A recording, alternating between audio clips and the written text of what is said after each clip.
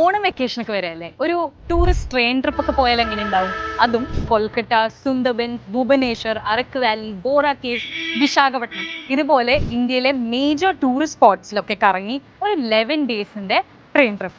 Indian റെയിൽവേയും South Star റെയിലും ഒന്നിച്ച് കൊളാബറേറ്റ് ചെയ്ത് ഗവൺമെന്റ് അപ്രൂവ്ഡ് ആയിട്ടുള്ള ടൂർ ടൈംസ് ആയിട്ട് അസോസിയേറ്റ് ചെയ്യുന്ന ഒരു ഇനീഷ്യേറ്റീവ് ആണ്. 11 ദിവസത്തെ ഫുഡ് ആൻഡ് അക്കോമഡേഷൻ എല്ലാം ചേരുന്ന ഒരു കംപ്ലീറ്റ് പാക്കേജ് ആണ് ഇവർ ഓഫർ ചെയ്യുന്നത്.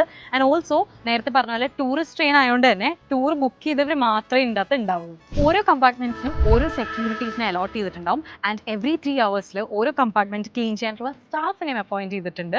That is so interesting. So basically hygiene and security കാര്യം solve. First AC, second AC, third AC and sleeper class ടിക്കറ്റ്സും അവൈലബിൾ ആണ്. സോ നിങ്ങളുടെ ബഡ്ജറ്റും കംഫർട്ടും അനുസരിച്ച് നിങ്ങൾക്ക് ഏത് വേണമെങ്കിലും ചൂസ് ചെയ്യാം. അപ്പോൾ ഒരു 11 ഡേയ്സ് ട്രെയിൻ ട്രിപ്പ് പോയി അടിച്ചു പൊളിക്കാൻ റെഡി ആയിക്കോ. Hurry up, what are you waiting for? Do contact this number.